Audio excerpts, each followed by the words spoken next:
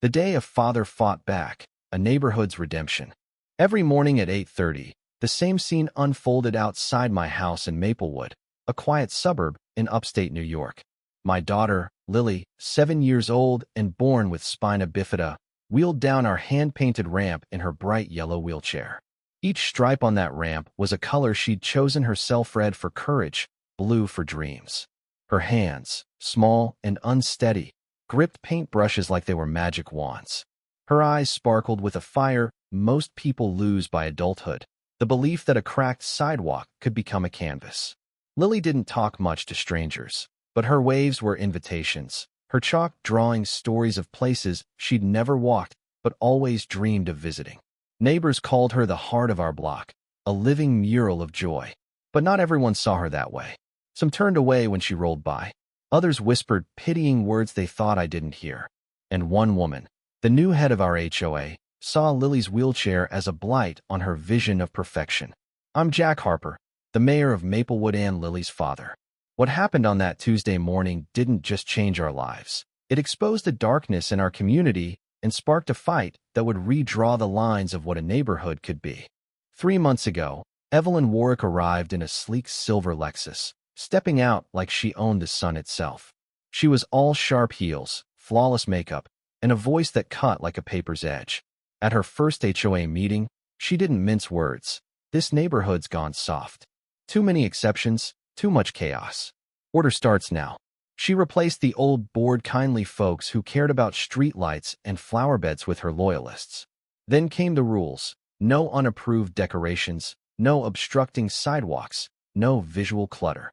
She formed a neighborhood standards team, 3 men in their 30s who looked like they'd flunked out of security school. Tom, the leader, wore a fake badge and a smirk. His sidekicks, Greg and Nate, followed him like dogs on a leash, clipboards in hand, issuing citations for everything from overgrown lawns to Lily's chalk art. They weren't police, but they acted like they were, patrolling our streets with walkie-talkies and an arrogance that made my blood boil. Lily didn't notice their glares at first. She kept drawing flowers by driveways, stars at the mailbox, even a turtle for old Mr. Delaney, who said it reminded him of his childhood pet. But I saw Tom's phone pointed at her one day, recording as she painted. I stormed out. "Put it down," I said. He just grinned. "Monitoring public spaces, sir. Stay out of it." I wanted to knock that grin off his face, but I held back for Lily. She smiled at him, offering a paintbrush. He ignored her. A week later, Evelyn stopped me at the grocery store, her eyes fixed on Lily. "Some people add charm," she said coldly. "Others just clutter the view." My grip on the cart tightened. That was the moment I knew she'd cross any line to control our street, and I'd be ready to bury her if she tried. It was a crisp Tuesday, the kind of morning that feels too perfect to last. Lily was at her spot by the driveway, her watercolor pad balanced on her lap, painting ladybugs that danced across a chalk meadow she'd drawn with her friends. A handful of kids sat around her, giggling, adding their shaky lines. Then the Lexus roared up, followed by a black SUV with flashing LED lights, like they were raiding a cartel. Tom stepped out, clipboard in hand, his boots crunching Lily's chalk as he approached. Greg and Nate flanked him, their faces hard. I was on the porch, coffee in hand, but I stood the second I saw them. Something in Tom's stride was different, calculated, cruel. "Young lady," Tom barked, "you're violating HOA codes, defacing public property, obstructing pathways, unauthorized gatherings." Lily looked up, still smiling. "It's just chalk," she said softly. "It washes away. Want to see my hose?" Greg stepped forward, too close, and kicked her drawing, smearing it into a gray blur. "Not your call, kid. This lowers property values." Nate sneered. "That chair's leaving marks. Might need to go." My mug shattered on the steps. I crossed the lawn in seconds, fists clenched. "Back off," I said, my voice low but sharp. Tom turned, smirking. "You're interfering with official HOA business." I stepped closer. "You're harassing a 7-year-old. Who do you think you are?" Greg puffed his chest. "We've got board approval. File a complaint if you don't like it." Nate leaned in, grinning. "Or we can escalate. Noncompliance has consequences." Lily's voice broke the air. "Daddy, did I do something wrong?" Her eyes were wet, her ladybugs smeared under their boots. That question snapped something in me. I moved in front of her. "Touch her again, and you won't walk away. Tom's smile widened, like he'd been waiting for this. Then he stepped toward her wheelchair, his boot hovering over its edge. He kicked. The crack of metal on concrete echoed like a gunshot. Lily screamed as her chair tipped, throwing her to the pavement. Her elbow hit the curb, blood mixing with red chalk. Tom stopped. Then I moved. I grabbed Tom's collar and yanked him back, slamming him into the mailbox post. His clipboard flew, his nose split, blood staining the brass. Greg lunged, shouting, "Stand down." I caught him mid-step, driving my elbow into his throat. He collapsed, gasping. Nate reached for some thingabatin, maybe, but hesitated. I snatched Lily's paint tray from the grass and hurled it at his face. It hit with a sickening thud, and he crumpled into the bushes, blood mixing with blue paint. Tom tried to crawl away. I dragged him through the dirt, stopping at Lily's ruined drawing.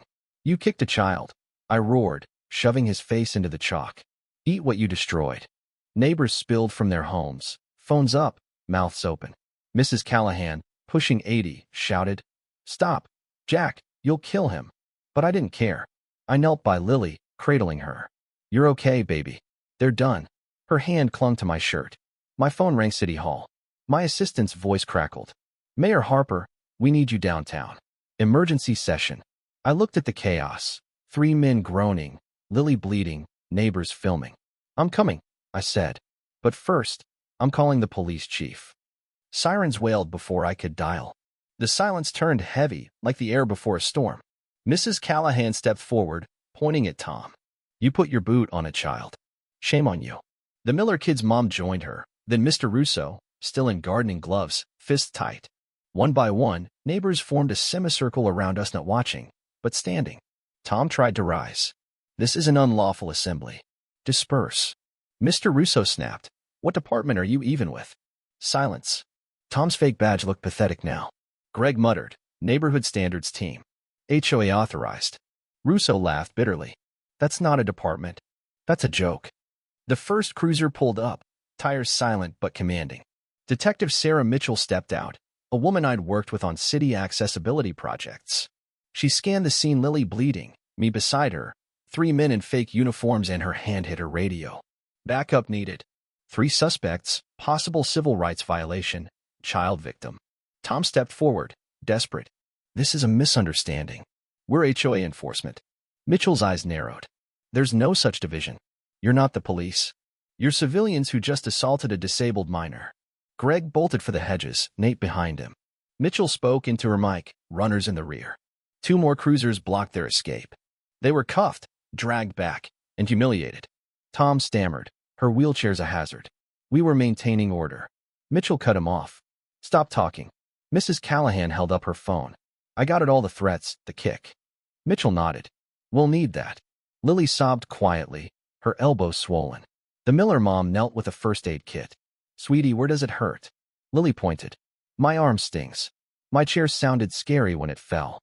Her yellow wheelchair lay on its side, one wheel spinning, stickers scattered like broken dreams. Then the Lexus screeched to a stop. Evelyn Warwick stepped out, pristine and furious. She didn't look at Lily, just at Tom in cuffs. "What is this?" she demanded. Mitchell stayed calm. "Evelyn Warwick, HOA president?" Evelyn nodded. "These men were